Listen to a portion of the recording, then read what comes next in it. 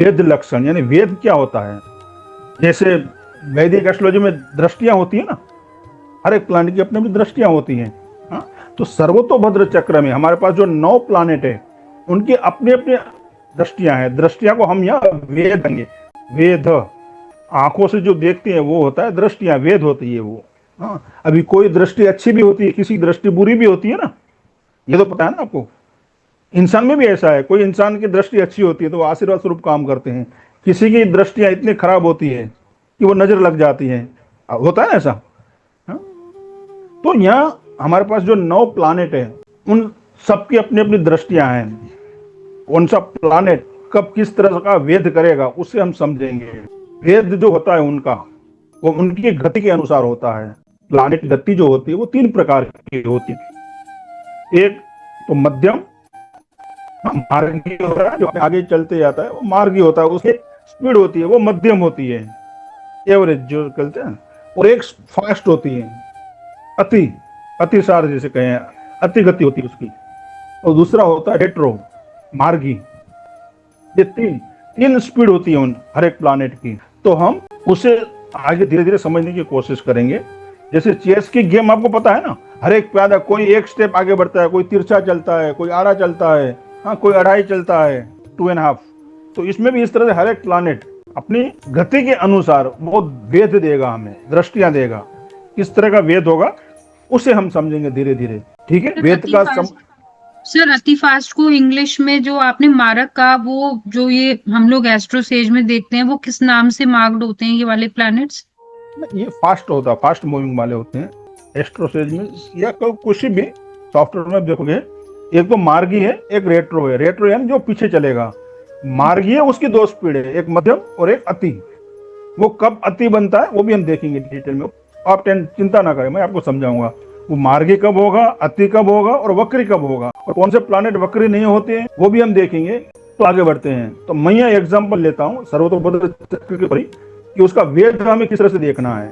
जैसे ये देखिए सर्वतोभद्र चक्र आपको दिख रहा है। अभी ये सर्वतोभद्र चक्र में कृत्तिका में, ये कृत्तिका है यहाँ।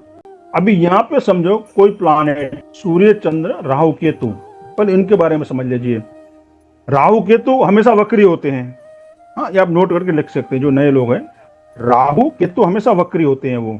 और सूर्य और चंद्रमा कभी वक्री नहीं होते, समझा। सूर्य और चंद्रमा कभी वक्री नहीं होते हैं। जब हमने फर्स्ट क्लास में थोड़ा बहुत देखा था, मगर ये बात आप नोट करके लिखें। तो ये जो 4 प्लानेट है ना, वो तीनों दिशा में हमेशा आपको वेद करेंगे। जैसे कि कृत्तिका में है, यहाँ मानो यहाँ सूर्य है, यहाँ पे मैं आप सूर्य लिख देता हूँ, वेद करेगा।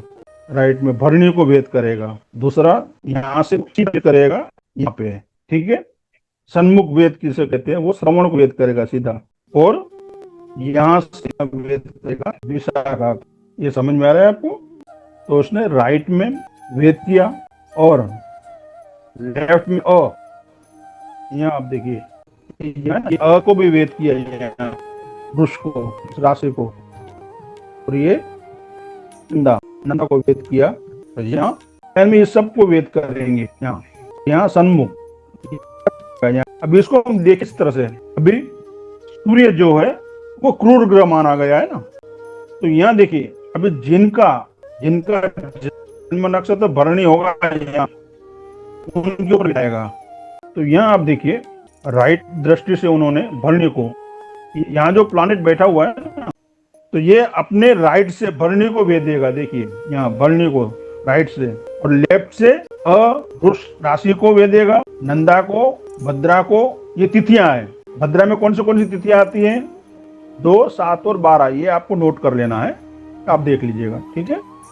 तो जिनकी जन्म तिथि 2, 7 और 12 होगी ना, उनको ये वेदेगा। फिर आगे तुला राशि को देखिए, यहाँ तुला राशि, उसको भी वो वेद रहा है। तो जिनकी जन्म राशि तुला होगी उनको भी ये वेदेगा।